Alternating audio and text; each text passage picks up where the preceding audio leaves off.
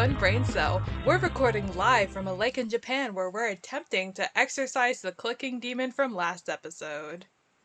I'm Teresa, and I keep a sickle on my door to protect me from the filthy capitalists. And why do birds keep flying into my window? Star!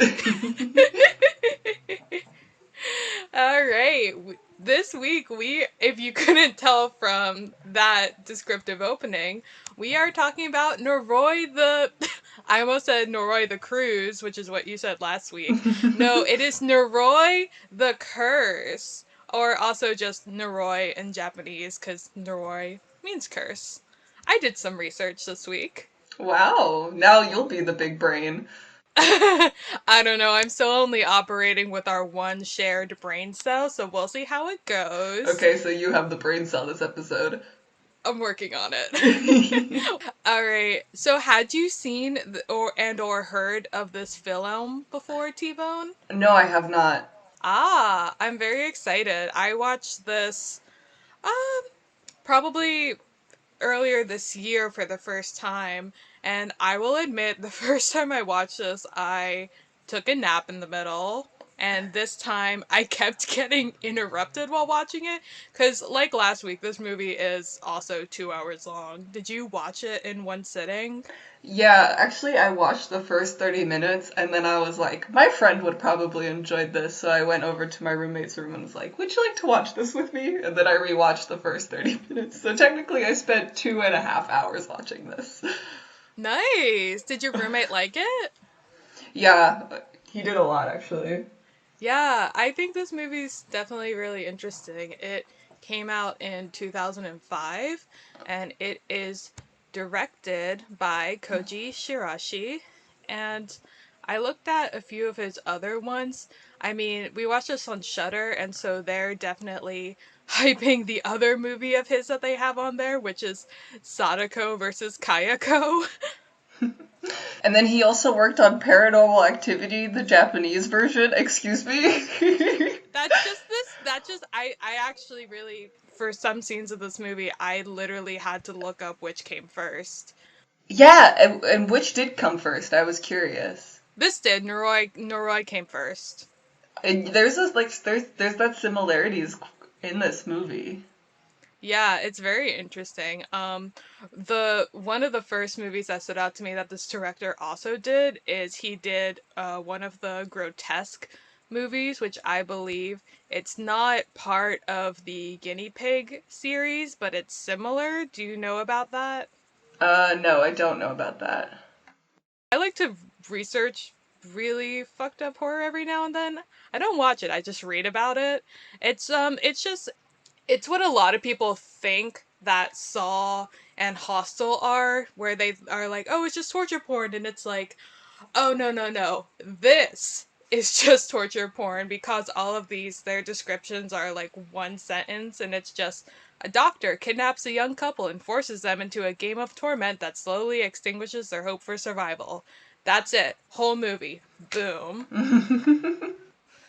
This movie, like last week's, also opens up with a quote by a character in this movie. Would you like to read the quote, Teresa? Alright, so, no matter how terrifying, I want the truth. And who said that? Could it be our main character? It is our main man, Kobayashi. Kobayashi Masafumi. I'm Yeah. excited to talk about this one because this is a movie where I know a few people who have seen it, but I've never been able to like have a long drawn out conversation about it because I have so many thoughts. So we start out, we're introduced to our main man, Masafumi Kobayashi, who is what Zach Baggins wishes he was. And he's just like this very unassuming looking, like kind of stocky Japanese middle aged man, and who everyone immediately trusts. But the way he looks, I would trust him too, don't you think? Yeah, I think he's like an established journalist as well. I feel like this Mm-hmm. is just what he does, so I think people are pretty like maybe they know who he is a little bit.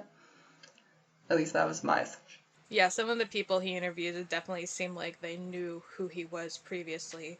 So we start out, I believe, he's going to a woman with a young girl's house, and they're talking about their creepy next door neighbor, who is just one middle aged woman and her son. No one seems to be able to agree on the age of the son. They said anywhere from 6 to 9 years old. And the audio, when they leave, they record. It says when the audio gets tested later that it's more than five baby voices. And Super specific. yeah, and but I love the sound editor a lot because he's like, you see, it kind of sounds like an animal, but it does not have the sound patterns of a nya, so it's not a cat. And I was like, I love you, thank you so much. And then he was like, it's more than five baby voices. I was like, I need whatever sound editing technology you have, sir.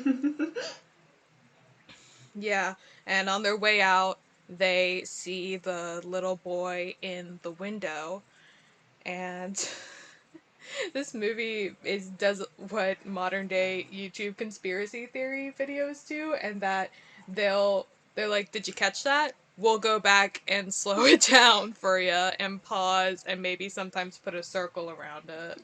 Yeah, I was like kind of low key waiting for that like circle and zoom. I love like in the beginning when they're introducing like oh I guess oh wait, this is later. I don't want to spoil the story. Okay. Continue on your All right, so but afterwards we're quickly told that the mother and daughter die like a few days after our main man Kobayashi went to talk to them. And at hmm first I was like, are they not going to explain it? Are they just going to be like the curse? No, apparently the curse calls them to have a car accident, which is very sad. And then they go back to examine the house that the little boy was at, and it's surrounded by garbage. She has left with the son, and we get our first zoom in on dead pigeons, Yeah, but which is okay, this is important what for I was later. gonna say was um I loved the zoom ins on everything. Like when they're like, oh, like the little girl is saying bye, and then it just stops and then zooms in. They died 5 days later. It's like- Yes, oh my god, it that just. was so fucked up.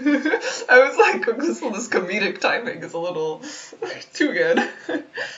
There's a few things that people have complained about that where this movie does a real good job of it's found footage, so everyone has to act like they're not actors. hmm But there's one character that takes it a little over the top later. I think you know who I'm talking about. Yeah.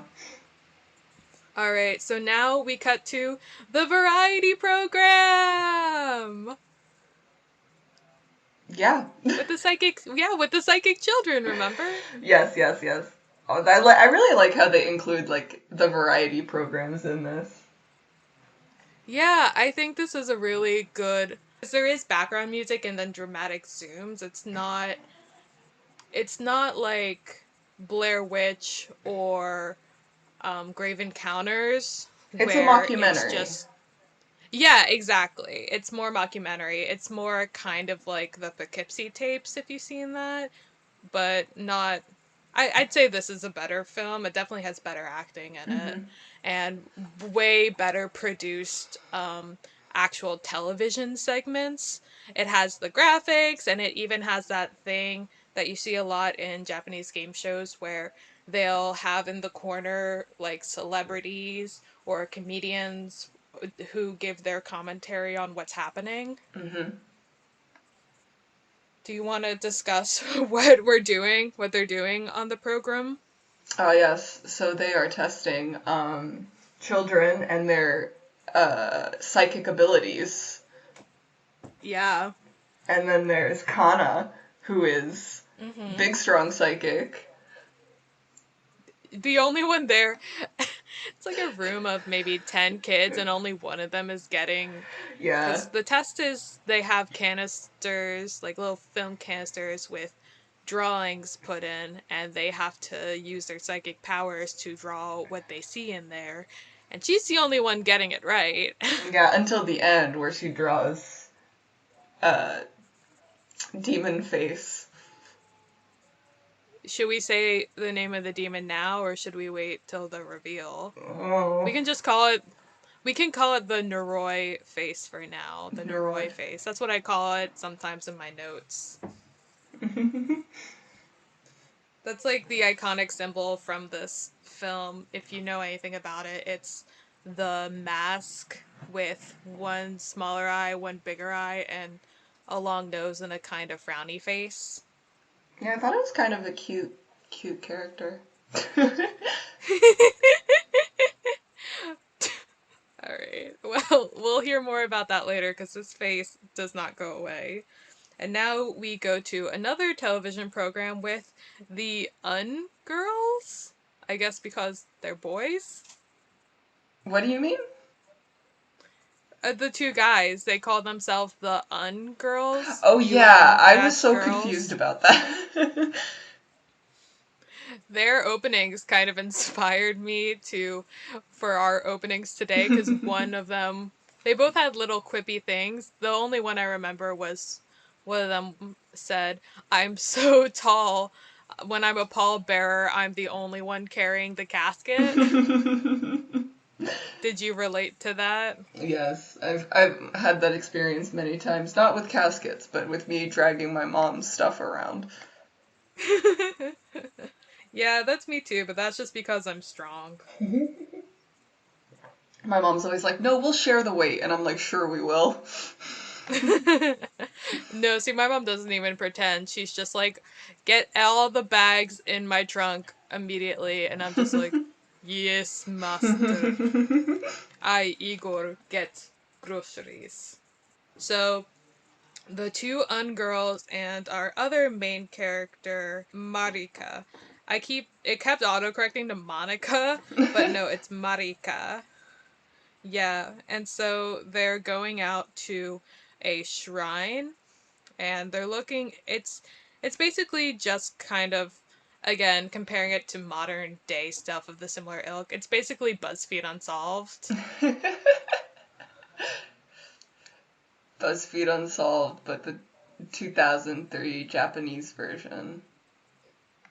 Yeah, this was this 2003 or was it 2004 cuz the film the lore of the film is that the documentary was finished and released in 2005, but Hmm. the filming of it took place in 2003 to 2004.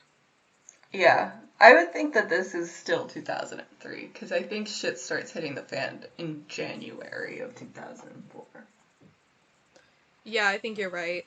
So they're out at the shrine, and Marika has a freak out, and it shows that this is previously unshown footage that Marika was given directly from the person, I think, producing the show. And they're examining it. She's sitting on a stage with our main boy, Kobayashi, for a night of true horror stories. Yeah, and so basically Marika says, "Don't you hear the voices?" And then she goes on the ground screaming. Yes,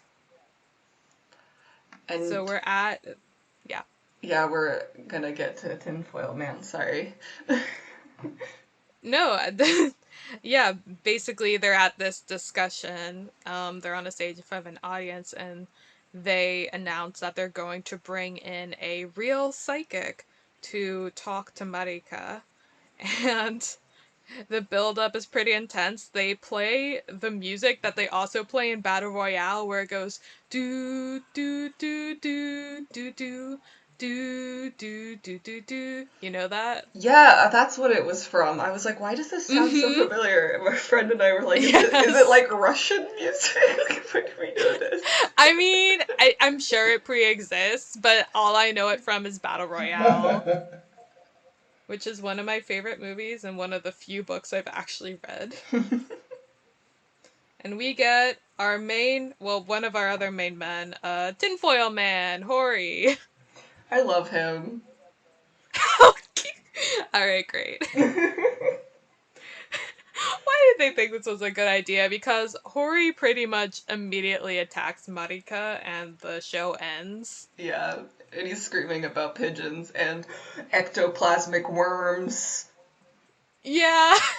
I realized partway into his performance that the reason why he's always scratching himself is because he's acting as if he is constantly covered in worms. Oh, I thought it was from the tingles, but that makes more sense. I mean, it could be both. I went through the comments on Shudder, and Uh-huh. a lot of people were talking about, yeah, it's really well acted and really good, but the tinfoil man has me kind of losing belief just because I don't know, the first time I watched it, I felt like he was completely auxiliary, but this time I saw he did have more to do, but he's still very over the top and a bit too erratic. Someone put he's a bit too erratic to seem helpful. Yeah. I was confused, like, when later on when they're like, we need you to come with us, I was like, why? Yeah, exactly. I guess because he has the sense and he was able to sense where Kana is. That's true. But okay. But then they leave him on the docks, whatever. Yeah, okay. So now Kobayashi is visiting Kana with her parents, and I don't know if it's now or the other time he goes to visit Kana, but they tell them about how the tinfoil man has been coming around to hang out with Kana, and I'm like, you let this man hang out with your tiny, tiny daughter? Right? I was like, that's a little, I wouldn't let any adult man hang out with my tiny, tiny daughter. Let alone ectoplasmic worms tinfoil man. Ectoplasmic worms. He also says he gets messages from space, and I'm like, me too, dog. Yeah, that made me wonder if this was gonna be like an alien story. Mm. But then it wasn't. Yeah, I would love if it was. Oh, I put, what would you do? Because Kobayashi is talking to Kana while she's drawing or doing her homework, and she just goes, guess it's too late for all of us. And I'm like, the fuck would I do if a kid just nonchalantly said that to me? I work with kids sometimes, and if a kid was just doing one of their art projects and just turns to me and goes, guess it's too late for all of us, I don't know, I'd be like, yeah, I'm gonna call your mother right now immediately because I don't feel safe. Yeah, I don't know. There's a lot of times in this movie where I'm like, they're just way too calm about this girl, poor girl. Basically, at one point, we also see that Kana has a freak out during dinner with her Hmm. parents, where Yes. she telepathically pushes a bunch of the plates off the table and her spoon has broken in half and is spinning, and Hmm. her parents carry her away screaming into her room, and then that's where the footage ends. So, and then after this, Kana disappears. Also, later in the movie, there's a news report that Kana's father killed her mom after that. Oh, wait, no, I do remember that now. Okay, so now we're back to Marika, who has woke up and had tied these cool knots, these little loopy things, with wool in the middle of the night, but doesn't remember doing Hmm. it. So Kobayashi and his cameraman set up a camera for her to turn on when she goes to sleep at night, and it records her getting up and kind of paranormal activitying, standing and swaying next to her bed. Hmm. Okay, so she gets her lamp and she goes outside, and we don't see what she's doing until they come back the next morning and see that she has tied the loops again, but with the cord of the light. So after going to Marika's apartment, They also talked to her upstairs neighbor, who's a coworker, because there was banging in the video, but the upstairs girl says she doesn't hear it. And now they are going back to Tinfoil's man's house, which looks like it was decorated by a hamster because it's just covered in torn up paper and tinfoil. Yeah, I really like the look of that house. I feel like it's cool. It's cool set design. Yeah, did because he also has writings on all the walls and all the Yeah, windows. and all the tinfoil everywhere. Yeah, did you like his little aluminum foil tunnel that he sits in when they watch the tape later? That's what really made me think of a hamster. He's just a human hamster. Yeah, kind of. Okay, so what does he say to them when they're at his house? Well, they talk about how The Kana has been worms. taken away by the worms.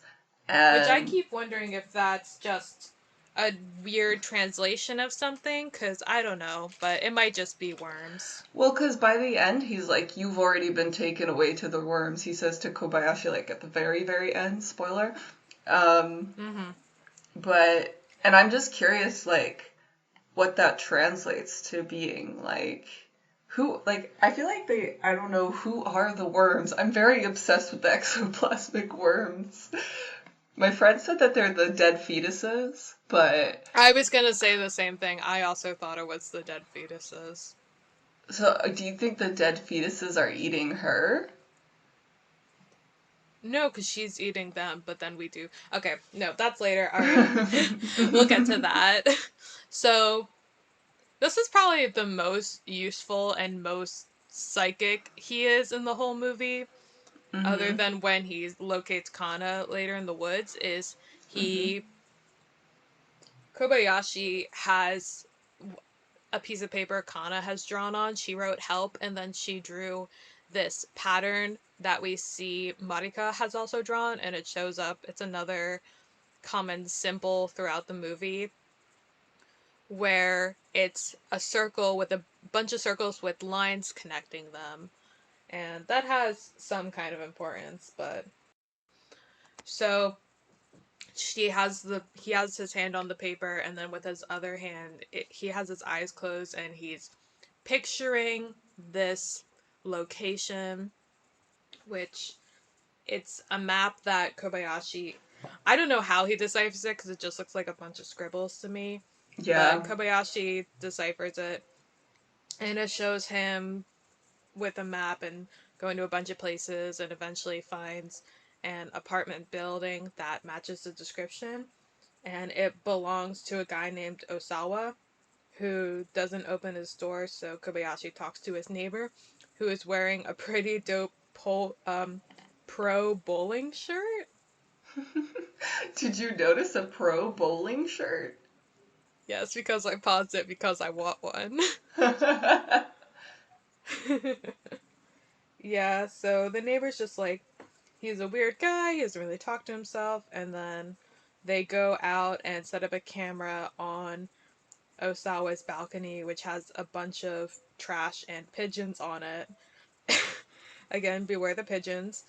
And Osawa eventually comes out and just grabs one of the pigeons and brings it into his apartment. By the neck. Oh, it's so awful. Yeah, last movie we had horse brutality, and then this movie we have bird brutality. And you love birds, right? No, I hate birds. Ugh. My middle school actually had glass windows that birds were constantly flying into, and there was like a bunch of rocks beneath it, and you always would have to like look out for dead birds on the rocks, and I was like, hashtag triggered. Damn. So I'm sure this movie was very terrifying for you. That's honestly the scariest part to me is the birds. But also now I constantly say that birds flying into a window are a bad omen, and I'm like, that's why I'm so cursed. Alright, so now after this, Osawa vanishes again. Alright, so they're back at the sound, and this is a hard word. Sound analysis. I did it. Sound analysis again, and this time the banging from Marika's recording, they're able to slow it down and separate it, and it sounds like kabuta. Oh, that's right. Yeah. Kabuta. And that's the scene that looks like Paranormal Activity where she's just standing there and swaying. Mm-hmm. And then I have the Do you note, think? I wonder if they saw this movie. Yeah, do you think Paranormal Activity, like, took some pointers from this movie? I don't know. It's hard to tell because I feel like That's the only scene that really resembles it? yeah, but yeah, and also they're both found footage possession movies, and I feel like Mm-hmm. it's almost impossible to avoid overlap completely. So I That's fair, yeah. but I don't know. I feel like if they wanted to do their research, this would be a good movie to watch. Anyone who wants to make a possession found footage movie should definitely watch this. And that's when I had to look up, and this movie does predate Paranormal Activity by 2 years. Yep. And then I put, thank God for Google, and I remember now why I put that is because, wait, is it Kagutaba or Kabutaba? Oh yeah, it's Kabutaba. Mm. I thought it was Kagutaba for a sec. Yeah.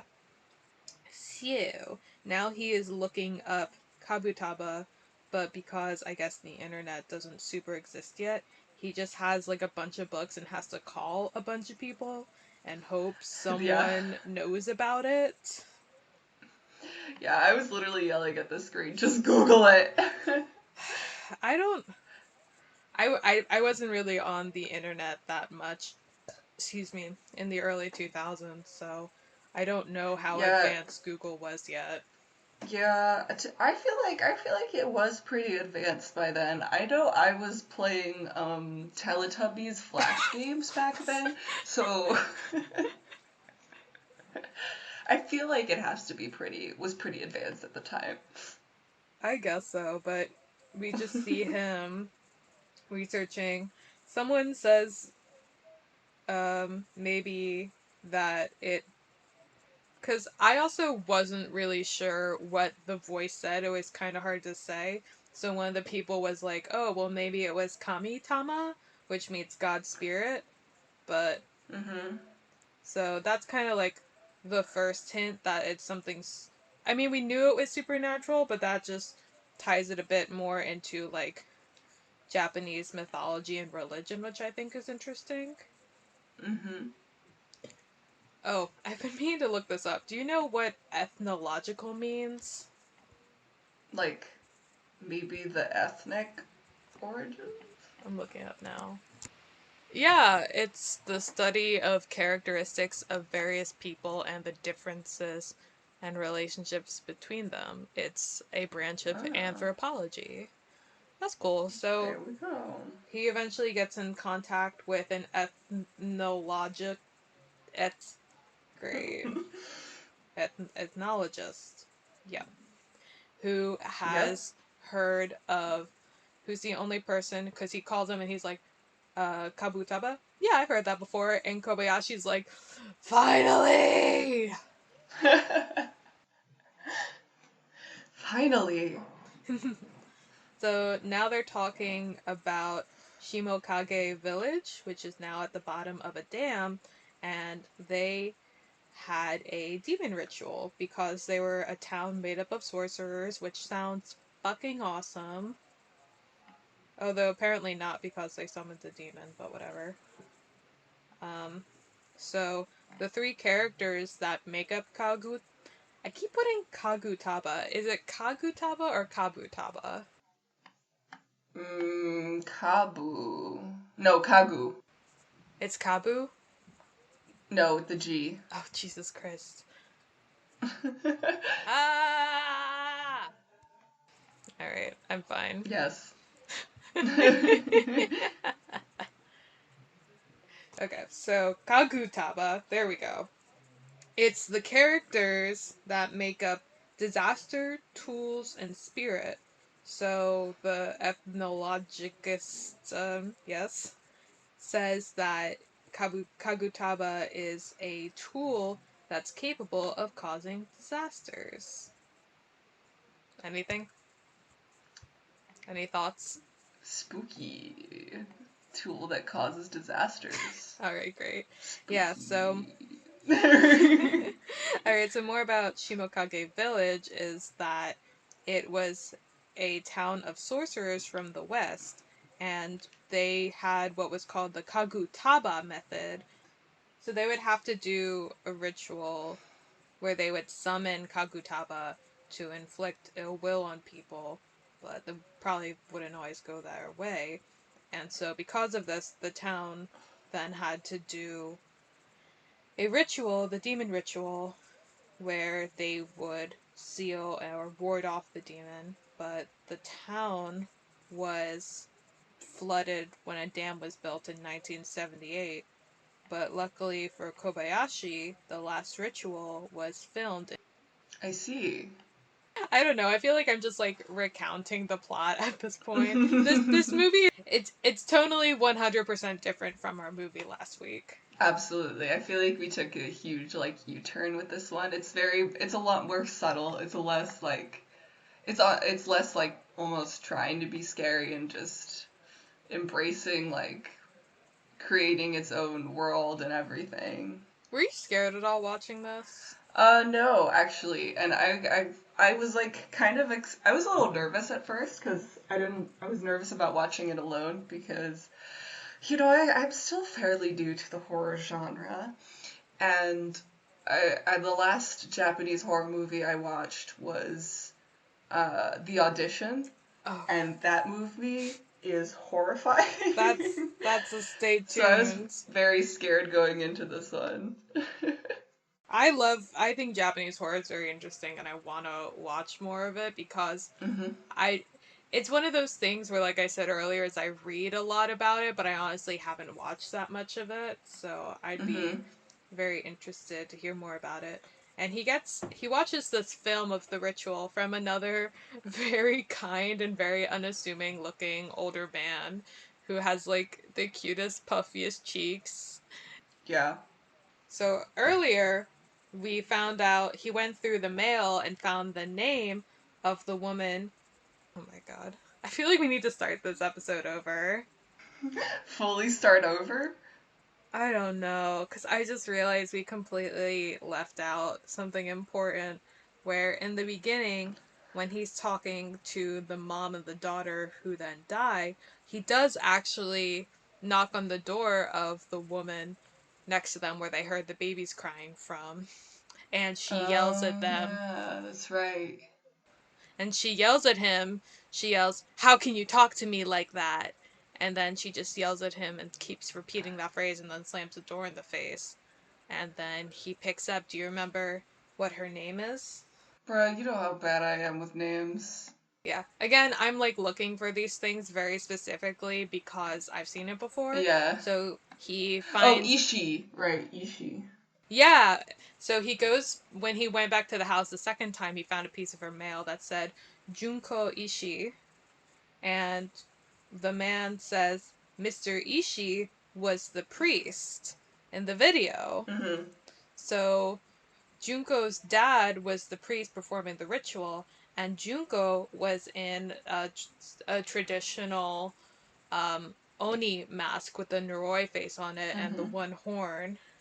And in the ritual, she was playing the demon, but instead of warding off the demon, they think she was possessed because that would be the last time that they ever did the ritual.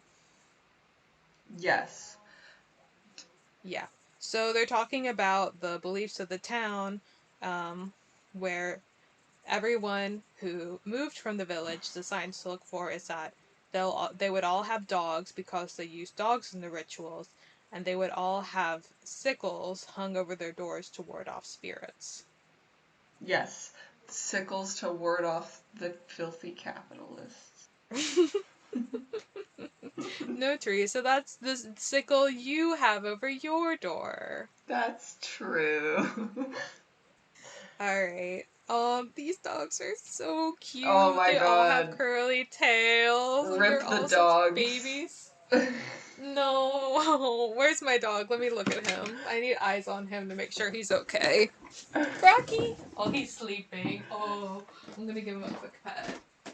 These dogs, my dog isn't an emu or anything, but he has like the similar face shape and the Mhm. curly tail. And I was just like, no possessed bitch ever kill my dog for ritual. I would fucking. I know in a supernatural situation, physical fighting probably wouldn't do any good, but damn it, I'm still gonna try. Yeah, truly, I knew the minute they were showing all those dogs, I was like, those dogs are gonna die in this movie, aren't they? Yeah, I tried to be like, maybe this time it won't happen. Maybe this time she'll leave them alone. No. Mm. So he goes to the houses with dogs and sickles and he talks to them. And he eventually, a lot of people, like, there's this one guy in a tracksuit who just closes the door and walks away, and I love him. He's probably my favorite character. But he does eventually find a woman who says that she was friends with Junko when they were younger before the ritual. Mhm. And I love how casually the people in this movie talk about possession. It's like, yeah, it's like and then she got the cancer, but instead of cancer, it's a demon. Yeah, and then she was possessed and she just never was the same again, but she went to med school. Exactly. She made it through nursing school and got a job, all while being possessed by a demon. I could barely get through art school not possessed by a demon.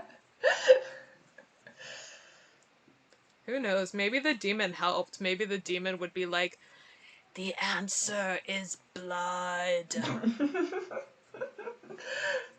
You have to know all these bones. Let me list them off for you. Yeah, who knows? Maybe the demon helped. Yeah. But so the lady tells him about the clinic she got the job at, and Kobayashi tracks down a woman who worked there with Junko.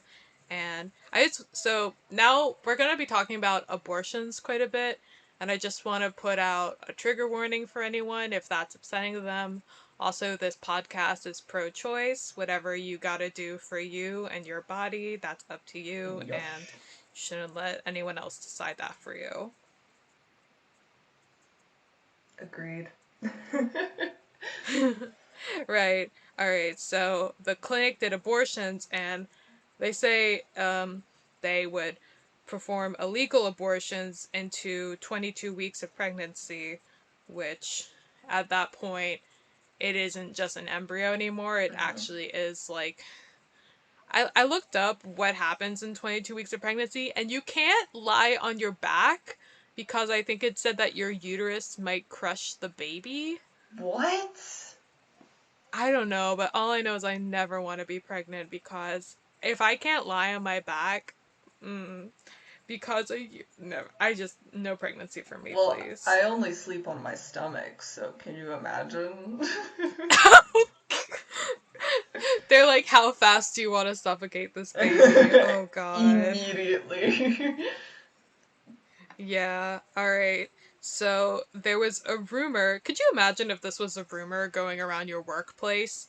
There was a rumor that Junko would take the aborted fetuses home with her. Yeah. Can you What? imagine how she smuggled them out? Ugh. Like, what did she just fucking put him in her coat pocket? I'm just put him in a plastic bag? I don't know. I don't want to think about it. But also just the fact that, again, people talk very casually about very disturbing things. Like the lady, and during the interview, she's just holding her own baby, her own alive Yeah, physical that's so baby. true. Yeah, and she's just like, yeah, there was just like a rumor that Junko would bring the fetuses home with her. We don't know what she did with them. Why does it matter what she did with them? She shouldn't be bringing them home in the first I feel place. like if that was a rumor going around, they would have fired her pretty quickly or, like, questioned her about it. Maybe they did. I don't know. I mean, they never talk about her getting fired. I'm pretty sure she was still employed at this place. She probably left on her own accord. I mean, she's a demon. What you gonna tell her what to do? Well, she's not a demon. She's just possessed. I'm Yes. sorry. Let me not be rude. Yeah, jeez Louise. I know. We're all tired of demon discrimination. Demons are people too. Demons are in people, but are demons people? That has yet to be decided. Alright, so now we're at, it's a little bit of home video footage of Marika is staying with Kobayashi's wife, Keiko, I believe is her name, Mm-hmm. because her colleague above her killed herself in a group suicide in a park. Yes, also trigger warning suicide. Yeah, Osawa was also there, so that's gonna cause them to go back to his apartment where they find out Junko was his neighbor previously, and they would always argue about her babies being too loud, and the neighbor was like, but she never had babies. So I guess maybe the fetuses were still alive? I don't know. I thought it was like the Or it's ghost the of the fetus fetus. ghosts. Yeah, it might be the fetus ghosts. Yeah, but Marika makes them lunch, and I don't know, I'd eat it. It was pasta and potato salad. It looked Spaghetti pretty good. bolognese. Oh, yep, word. Bolognese. I didn't. Bolognese. Yep. I love spaghetti bolognese. Oh, and then she starts doing kind of like the Juon moaning where she goes, oh. She Yes. turns and again, like at night, she's swaying. And then the birds fly into the window again. Here they come. Beware the pigeons. I mean, they really set that up in Act 1, and they do not stop with the pigeons until the very end. It's true. You know, I used to be afraid of pigeons back in the day. Why'd you stop? They're still full of disease. Yeah, it's exactly why I was afraid of them. It was like when swine flu was a thing, and I was like, if I walk past this bird, I will get swine flu. My mom probably like one time when I was a kid said birds are covered with disease, and now I look at birds and I'm just like, you have every disease known to man. If I even get close to this bird, I will get the bubonic plague. Yeah, I don't blame you. I don't fucks with them. I will never touch a bird of my own volition. Well, to be fair, technically pigeons are flying rats, so. Exactly. Remember when we learned rats could swim? Game changer. Game changer. Because we lived in Baltimore, Rat City, baby. Did I ever tell you about the time I was walking to League of Legends Club at 10 at night?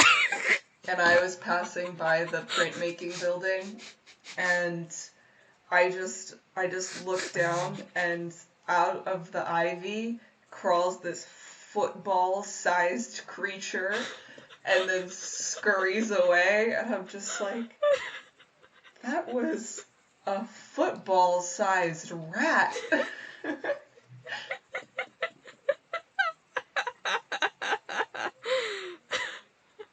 He doesn't need to know how to swim. He's his own flotation device. Delicious.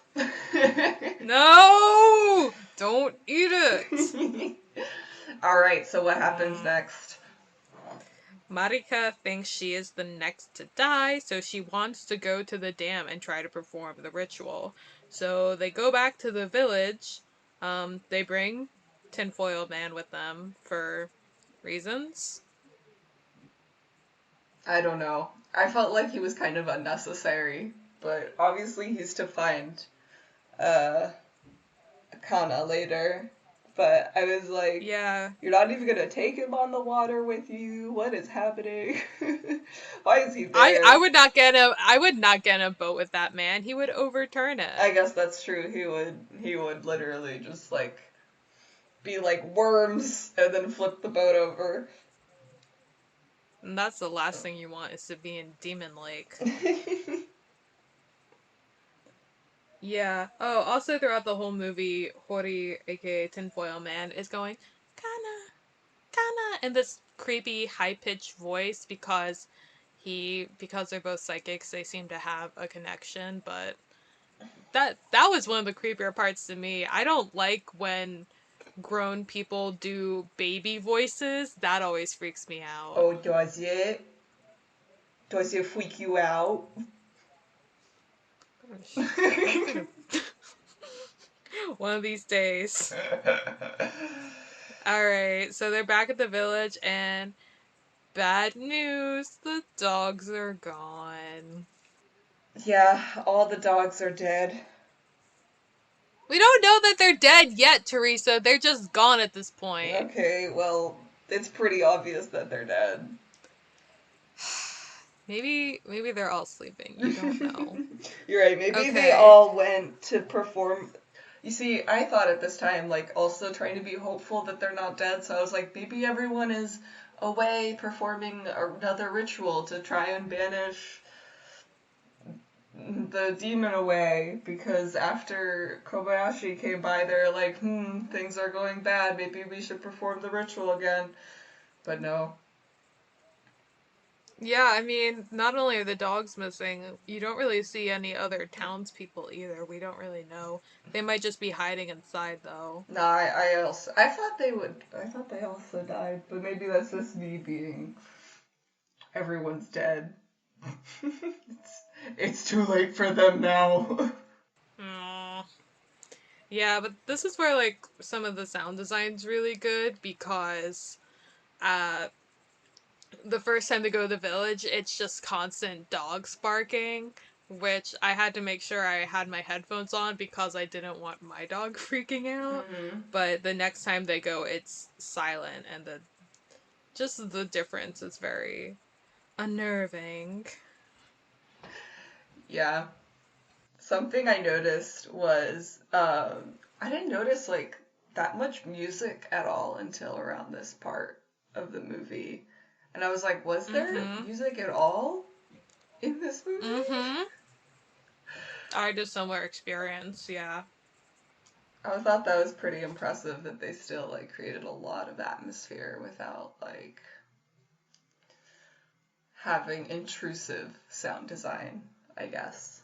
Yeah, I think it's also good that they set up that this is a documentary series so hmm that we can kind of just accept the fact that there's some added music. Alright, they're at the Shikami Dam and they're on a boat, so it is now officially Noroi the Cruise. The Noroi the Hello? Curse. It took Hello? me a second, I'm Hello? sorry. Anybody?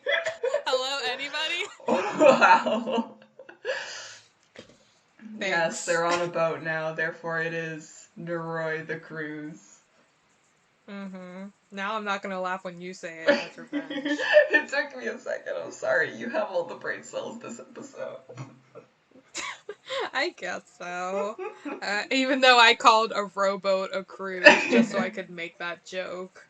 So they're in Kobayashi and Marika are in the cruise, and we saw earlier, not in the cruise, it's a rowboat. It's a Oh. cruise now. You see, look, now the brain cell is split between the two of us, and now we both only have half a brain cell. How are we gonna finish this? We're almost done. It's okay. We can do it. No, we're not! I have so many more notes! Okay, so earlier we saw.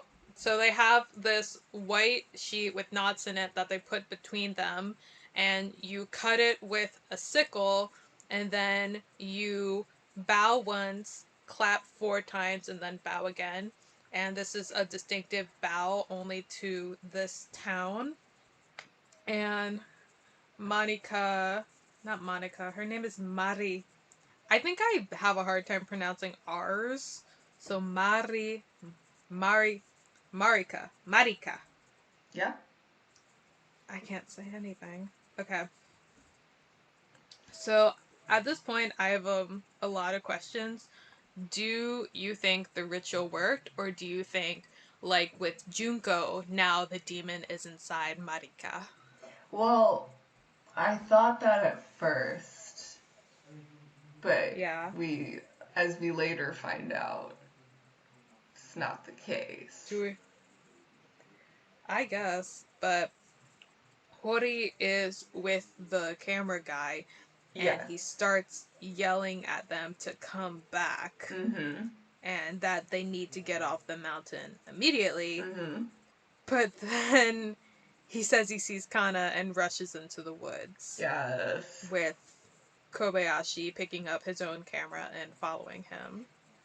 So Marika and the cameraman are in the car, and the cameraman's just like, "Yeah, no, well, let's just leave them on the mountain. I'll come back for them later." Um, and the camera is on Marika in the back seat, and she starts doing the Juwon groaning again. She starts freaking out in the back seat. Yeah, and this was when I thought, oh, now the demon has gone into her for sure. Yeah, me too. But I think it's just that she's just still possessed, and I feel like it was a placebo doing the ritual. But that's just my Hmm. thinking.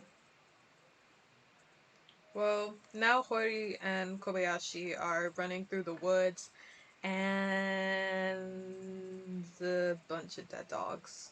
Yep, all the poor good boys.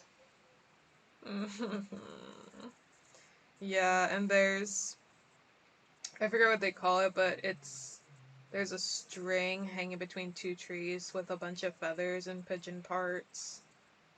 Yeah, that was nuts. The little like feats. You see, yeah, and there's more of them later. And so at this point, it's cutting back between Kobayashi and with Hori and then Marika. And so now Marika has also gotten out of the car and is running in the woods.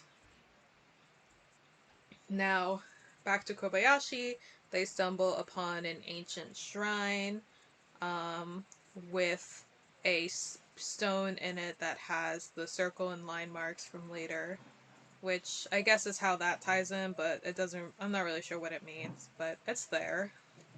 And then you hear babies crying, and then this is probably another one of the most iconic things of this movie is you hear Hori screaming, and the camera pans over to him, and you see a figure which you can only really assume is Kana, covered in fetuses. Covered in so many fetuses. When I first saw it, I was so confused. I couldn't really tell what they are. It's like, are those the Yeah. worms? I'm very obsessed by these worms. Yeah, and then it's a bunch of babies yelling, but also like a bunch of squishing sound effects. Yes, crying. Was there? Could we hear the crying babies? Yeah, they were crying. Oh. They were crying and they were squishing. Hmm. And some of them were on her, and then others were just like on a pile on the ground around them. I Mm-hmm. think I think this is the effects one of the only CGI effects in this movie. Besides the demon face later. Yeah. That also could have been a mask though. I don't know. It looks pretty CG in my opinion. Yeah, it might be. The benefit of and this also makes it hard for some people to watch this movie is that because it is VHS and it's all handheld Mm-hmm. found footage or grainy TV footage, Mm-hmm. is that everything's very pixely, and then sometimes they utilize the glitches in the audio to show you shots of like the Noroi face and stuff. Mm-hmm. I don't know. Have you heard of the indie like RPG game called Ao Oni? Ao Oni? Yeah, Let me look it up. Why do you ask? because I feel like the face looks quite similar to like the face in this game, and I wonder if they like took a little inspiration from that. Oh, yeah, I'm looking at it now and you're right. Um, this came out in 2004 too, Teresa. It all lines up. Does it? Alright. Now I'm curious. Hmm. Hmm. Hmm. There's also a film based on this, apparently. What? Oh, Oh. Oh, it does not look. Oh, it does not look. wait. Now maybe that's is that a stay tuned?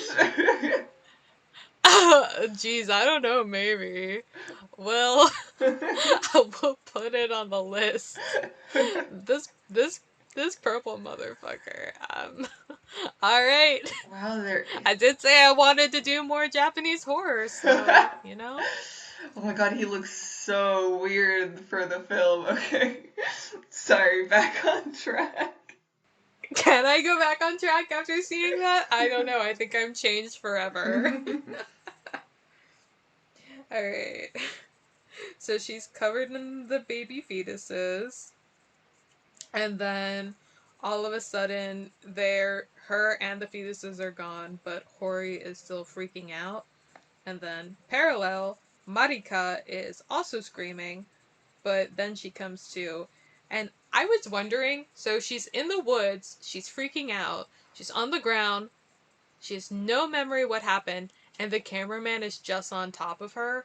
What would you assume was happening? Oof, yeah. She takes the whole situation very calmly. She's in the middle of the forest. Yeah. You would be a little disoriented. He's like, "Are you okay?" And she's like, "Yeah, fine." She and that's where I'm like, oh, yeah, she's possessed. She's still Fair. possessed. That's fair. Yeah, I mean, Marika honestly takes pretty much all of this in stride. She acts a lot calmer. Oh my god. I forgot another thing we forgot to mention is that so the film at the Night of Real Scary Stories was apparently not the complete film. Oh. Um, there was another part of it edited out where when Marika hears the voice, and she says the voice also sounded like the groaning Kabutaba voice from her room, they pan and there's a man standing behind her in the shot, and then that's also where you see the conspiracy theory slow down zoom in. Yes. That man doesn't come back, but that was just another spooky element that I felt like we should include. I feel like there's so many little there's so many just little snippets that we see that it's so easily like forgotten. Yeah, this movie is a slow build, but it does maintain atmosphere the whole time. Yeah, I mean it is like it didn't feel long like that Rob Zombie Halloween. That felt long. I feel like I was pretty engaged throughout the whole thing, surprisingly. Yeah, same. Besides you falling asleep.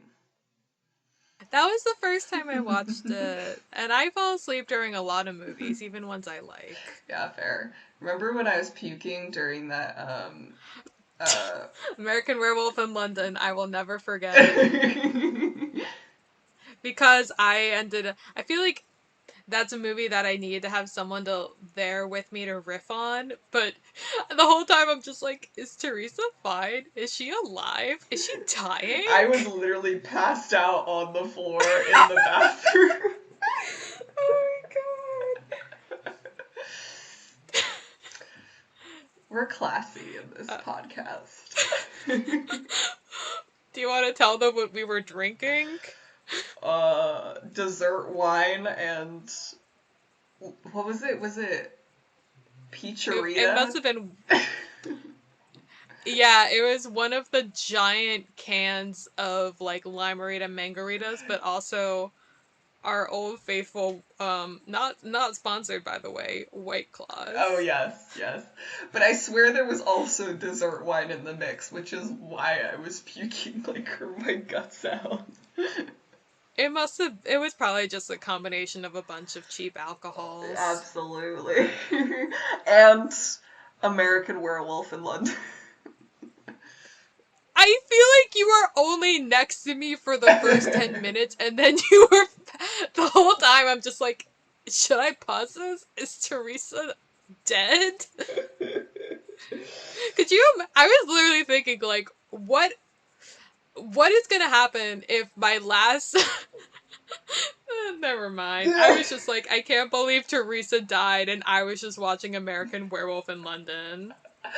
Like, I was fine. I was just taking a nap, but. On the floor in the bathroom! Well, it was an intense puke session. It tuckered me out, and then I fell asleep. Alright. Alright. So, much like I thought I would have to do to you, Marika and Hori are taken to a local hospital. And now Kobayashi and his cameraman go back to Junko's house, quote, in search of the truth. And he comes in the house, and it's filled with pigeons! So many pigeons. Fuck that shit. And they're eating a dead dog. Fuck that shit. Yep. I hate these pigeons. And all my homies hate pigeons. all Fuck the homies these pigeons. hate pigeons. Fuck pigeons. Now I can be like, you see pigeons? They're in league with Kabutaba. They're evil. I feel like we're gonna, like, alienate a lot of people by saying we fucking hate pigeons. Do people... Oh, yeah, some people do like pigeons. You know what? Fuck you. This is an anti-pigeon podcast. I don't care. This is an anti... Write in. Email us at 2ghouls1braincell@gmail.com. Tell us why we shouldn't be mean to pigeons, okay? And while I'd we're love at to hear it, your thoughts. Also adding to the fact that this is an anti-horse podcast, and do not email me right. why you love horses, because you are incorrect. You know what? I'm gonna please the bird people. I like penguins. Yeah. But you know why I like penguins? Why? They're barely birds. I swear to God, when I watched Alfred Hitchcock The Birds, the first time I watched it, I was like, oh, this is all fake. And I thought it was funny. But now if I watched it again, apparently they fucking trapped Tippi Hedren in a fucking birth room with real birds. I think I might have a panic attack. Yeah, that wouldn't be fun for anybody. I feel like that would give anybody a bird trauma. Birds are demons. Alright, stay tuned. Alright, so Junko, they go up the first floor. She actually has a really nice kitchen with a very modern, clean fridge, which was surprising. Yes. But that's the only clean part of the house. Then they go to the attic, where Junko has hung herself, and the attic is also covered in the circle-lined scribbles and all the pigeon leavings, and also 1 million Kagutaba masks. Yes. That was also very cool set design. Yeah, that whole attic was pretty awesome. I kind of wish we spent a little bit more time in there, but maybe it would have ruined the mystique.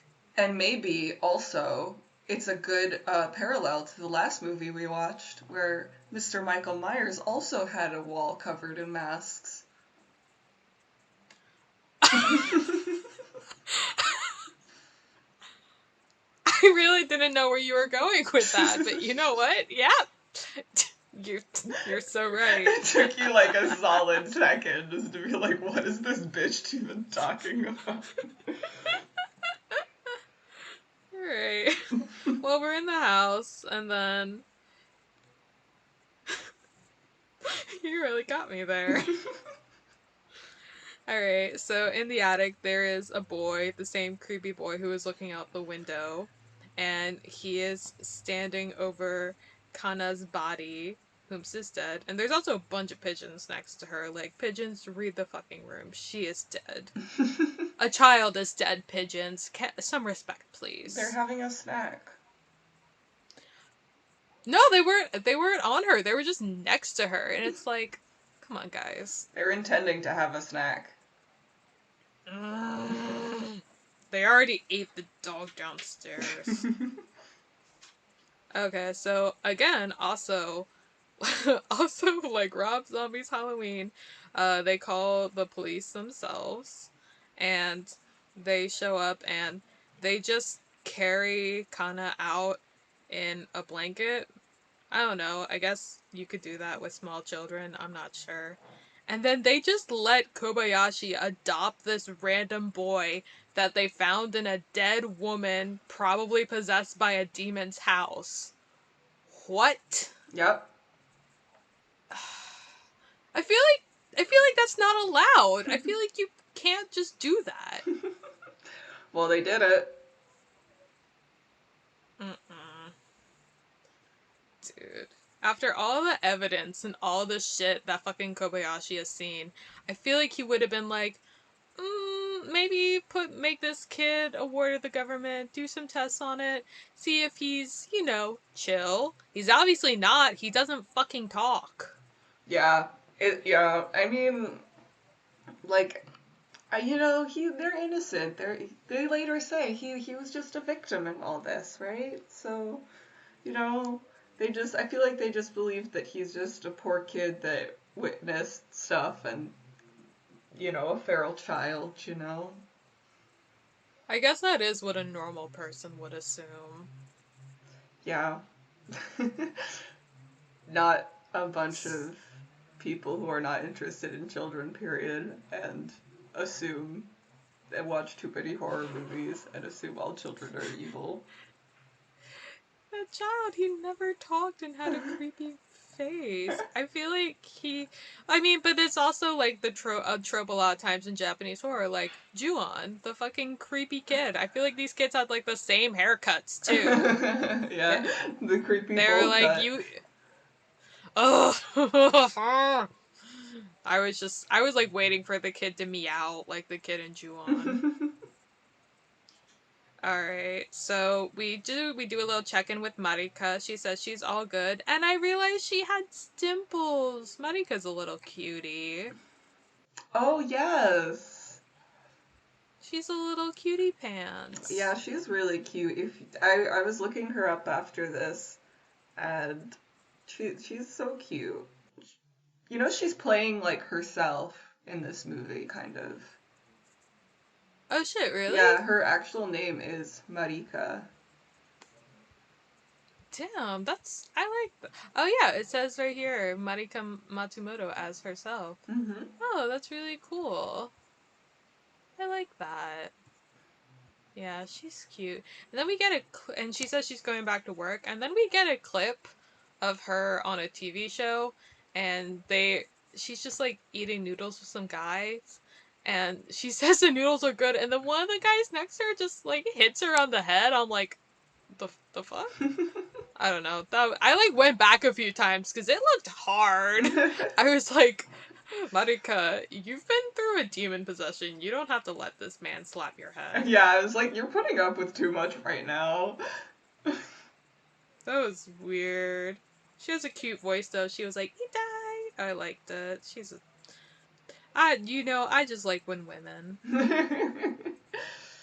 We find out Hori has been sorry, total left turn. Hori has been committed to an institution, and now Kobayashi goes back to the man with the cute big cheeks house with all the old information of the old town, and he says he found a scroll which depicts the original um, ceremony to summon Kagutaba, Hmm. and in it shows how instead of aborted babies they used baby monkeys, but also still dogs both times because you know dogs are immortal. um and we learned something I kind of forgot about. Kana was apparently fed aborted babies. Yeah, I didn't really, do you think she was really fed them, or was like, Well, because it says that so Junko needed a medium, so she probably saw the TV thing and took Kana, hmm and then. But again, the timelines don't super line up because they were reporting the stolen babies before she took Kana. yes. Well, they weren't reporting it, they were just discussing it. No one seemed to really make a big deal about it, which is weird. Yeah, and I feel like I don't. I feel like she was actually feeding them to the boy. No, because the demon goes into the boy. He's not the medium. Oh, I see. I like how I'm talking about this as if it makes sense. And I'm just like, yeah, yeah, you're right, huh? Oh, is it just because I took screenshots of the scroll? You trust me, dumbass? No, I also barely know what I'm talking about. Although I posted this one screenshot particular, so it's from the scroll, and it's the medium where she has the traditional Japanese fashion of the plucked back hairstyle and the thick charcoal eyebrows to the hairline, and she has on these loose pants, no shirt, and just titties out. Who does this remind you of? You. I, when they panned over and it was just a large woman with eating a, well, she's eating a bunch of dead animals, which is not cool, but just this woman with like food, technically food, it's her food, all over her mouth, just shirtless and boobs out. I was like, y'all didn't have to call me out like this. I mean, I'm glad. I knew you'd get a chuckle from that if I that screenshot. I'm so glad I get to see you represented in media. I don't know. I'm just like, oh man. I feel like I always see myself in the most unfortunate ways. This girl though, it's very cool. It looks they did a great job on the art design. I mean, I don't know if this was pre-existing. If it was, that's dope. Or but even cooler would be if someone made this for this movie cuz it really does look like a traditional scroll, and it pretty much just sets up what like we saw in the final act because it's still confusing, but this clears it up a little bit. Yeah. Yeah, I feel like they do a pretty good job of grounding this fairly like well in reality. Mhm. So all the like old anthropology stuff, the film footage and everything from the 70s all feels super authentic and real. Yeah, and they based a lot of it off of, I mean, I'm not an expert, but I really like learning about other religions Mhm. and cultures and mythologies, and I find Japanese demons and shrines and stuff very interesting, and I feel like they did a really good job basing it in pre-existing things like the Oni, their take on the Oni mask with the one horn, and how, like, in Japan, it's very common to do the claps and the bows and making it their own with this specific set that only this place does. And they set up the rules and the traditions so that when he goes to the town, you know what you're looking for. So, I mean, definitely not every loose end is tied, but I feel like it is. I feel like who was the man standing in the woods behind Marika? well, I thought that wasn't that meant to be the demon maybe whispering in her ears. I don't know. I still just. How did she keep all the abortions fresh? Yeah, that Why that were the was my abortions still question. How did she keep the crying? abortions fresh? I was like, they would have been. I guess you could feed the child rotting babies. I don't think she cared very much. But then how did the neighbors always hear the crying babies? Were it was the ghosts? The ghosts? Was Dude, it ghosts? imagine if she was keeping them alive the whole time. And then, How? I don't know. Magic? Magic? Demon Demon magic? magic. I don't know. I'm such a fuddy duddy when it comes to supernatural stuff. I'm looking too much for reasons, which isn't what you're supposed to be doing. And you have the one brain cell this episode. It's okay. You're really putting it to work.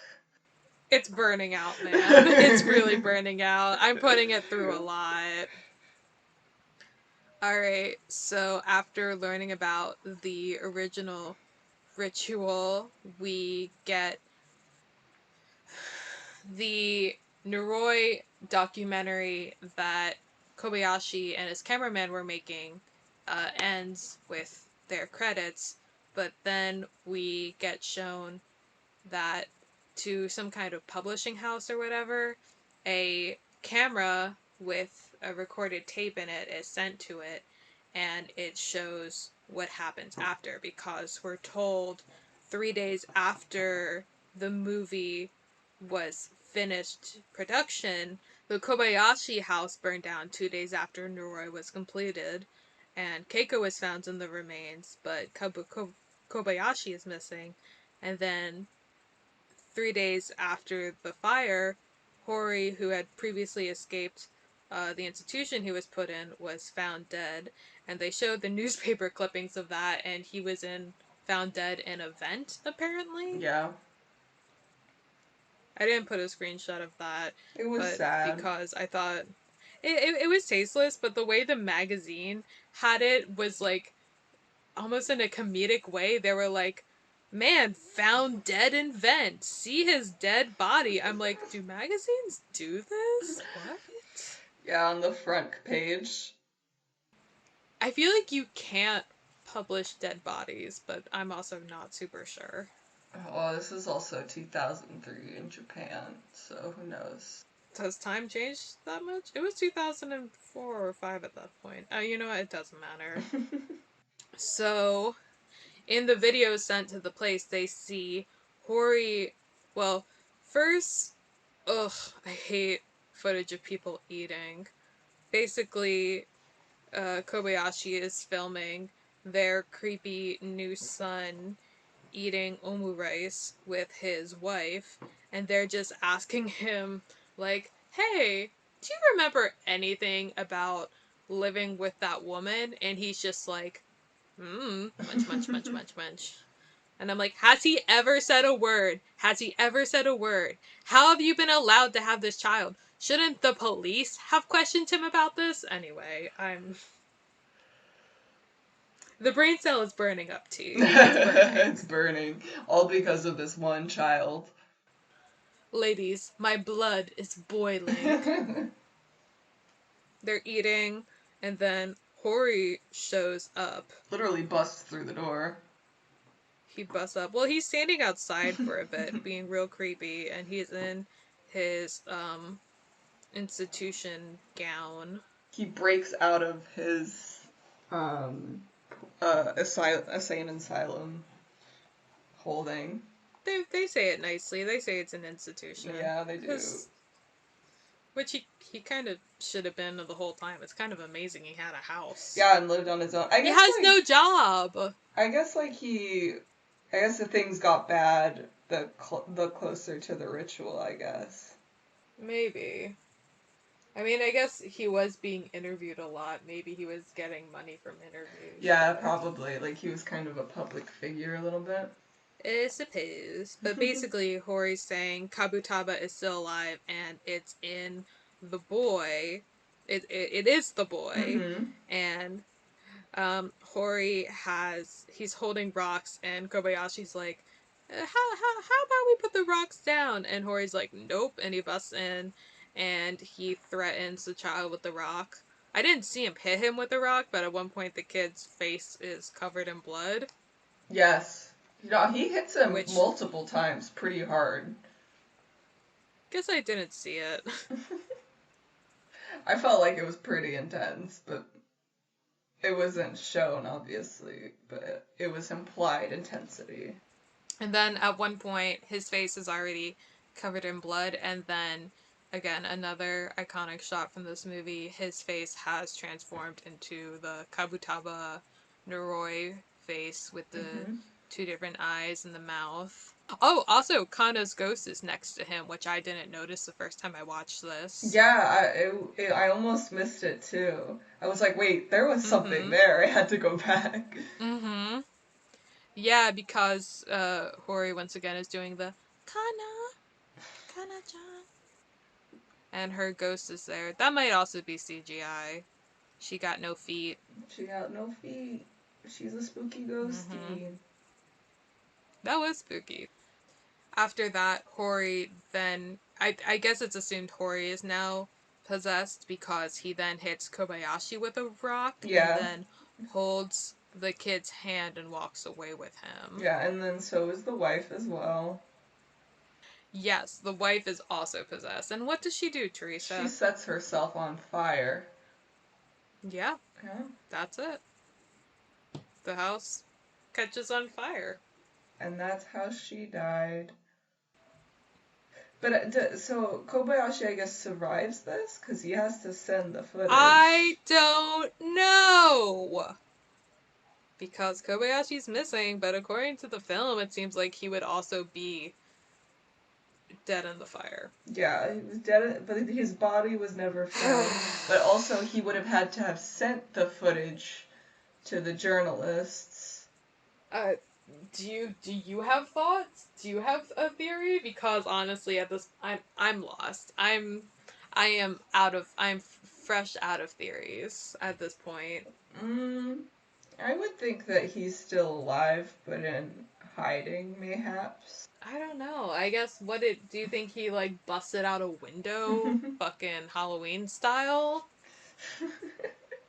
Maybe, or maybe he, I don't know. Then who would have sent the tape? The demon child? The demon, the demon. I don't know. Here's the other thing with supernatural movies is that when things don't make sense, you can just be like, I don't know, demon, because it's supernatural. We don't even fucking know. Yeah, I or don't know what this demon can or cannot do. yeah, or like also, wouldn't it have been burnt in the fire if it was like if like you know what I mean? If he didn't run away with the footage, wouldn't it have been burnt in the fire? So it These are great questions, Teresa. Here, I'm gonna give you the brain cell so you can work this out. like I'm done.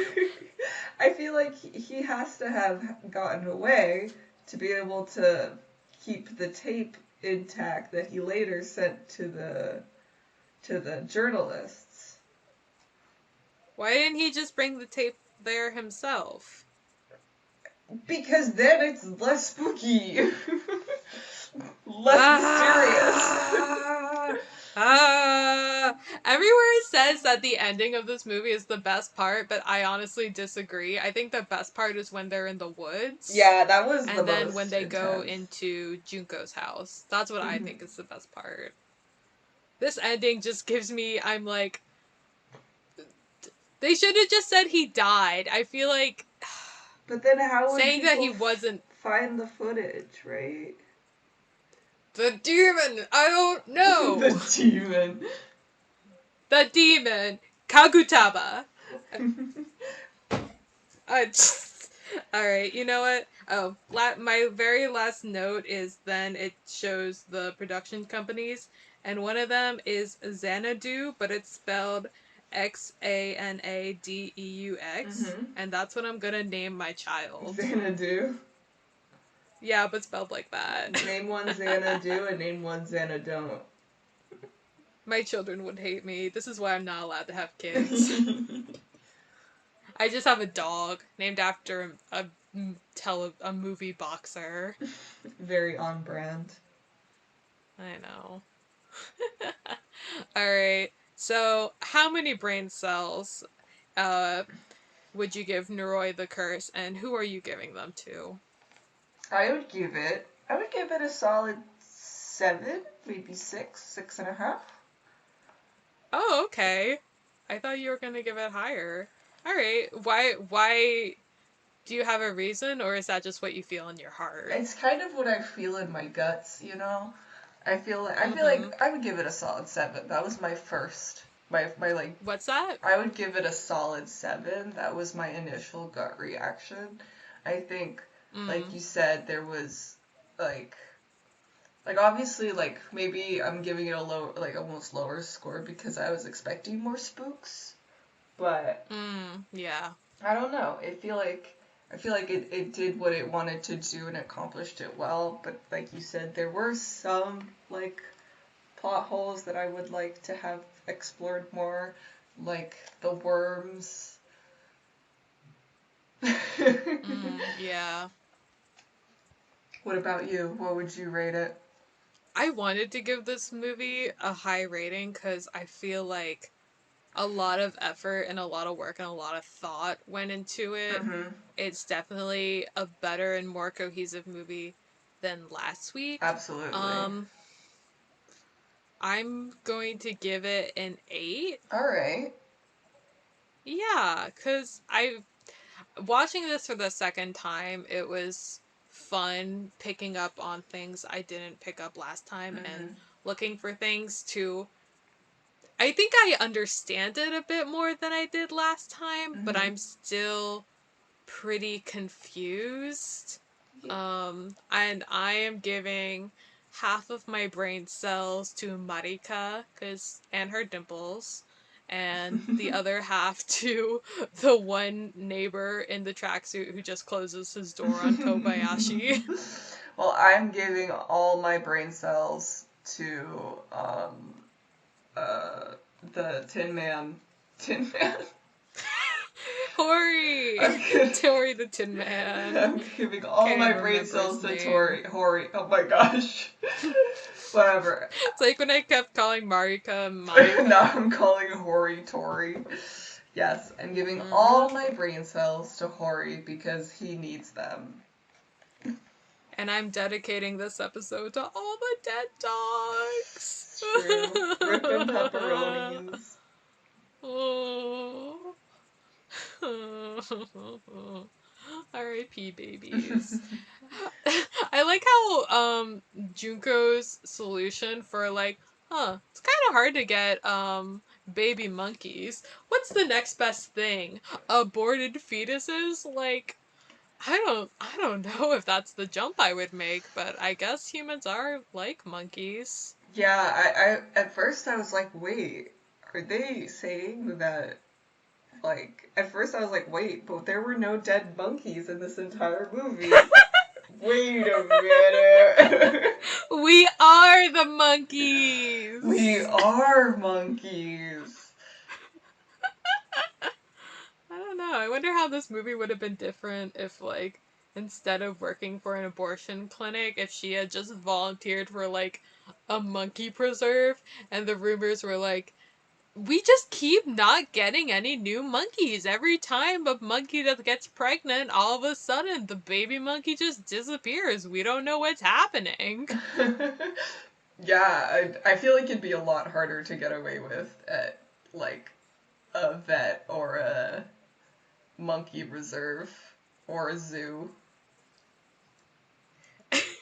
Also, maybe I would understand the complaining neighbors a bit more because instead of possibly potential fetus ghosts, it's actually like this bitch just has a bunch of fucking baby monkeys. Just screaming all night. Yes, and if she's waiting to get Kana as her medium, what happens when the monkeys are no longer babies? Huh? Are you Yeah, just gonna feed her the adult monkey or are you just gonna let the adult monkey go? you probably kill the adult monkey, right? I don't know. There's too much. There's too much. You're thinking too hard about it. I know. Ugh. No, I'm not gonna lower the score. It's still an 8. It's still a lot of effort. No, That it is squirrel pretty good. and I feel like, like yeah, you're right. Like maybe an 8, maybe a 7.5. You're right. well, I mean, I feel like the answer is pretty obvious. But would you recommend this movie? Yes, absolutely. I mean, I pulled my friend in to finish it with me, so Yeah, same. I'm actually curious. Did your friend have any like thoughts you want to share, or oh man, I'd have to ask him. that's fine. Yeah. It's okay. You said he did agree with me though that he thought the worms were the baby fetuses. Yes, yes. Yeah, oh, he thought that he was like, Yeah. this movie can't end in a happy ending, so he thought that uh fuck, what's her name? Monica Marie. Oh, he thought she would get possessed again, or she was still No, possessed. he thought she was gonna die by the end. Oh, see, I don't know. That's another thing I still am thinking about is that feel like Marika still has a little bit of Kagutaba in her Yeah, that's I just feel like waiting she to got show away a up. little too scot-free. I feel like part of me at one point was thinking, oh, she's gonna be the new Junko. She's gonna be the one who has to do the ritual to resummon Kagutaba. But Mm-hmm. I guess Kagutaba is still around because he's in that kid, and we don't know where that kid Yeah, went. I mean, he's just straight chilling in a child.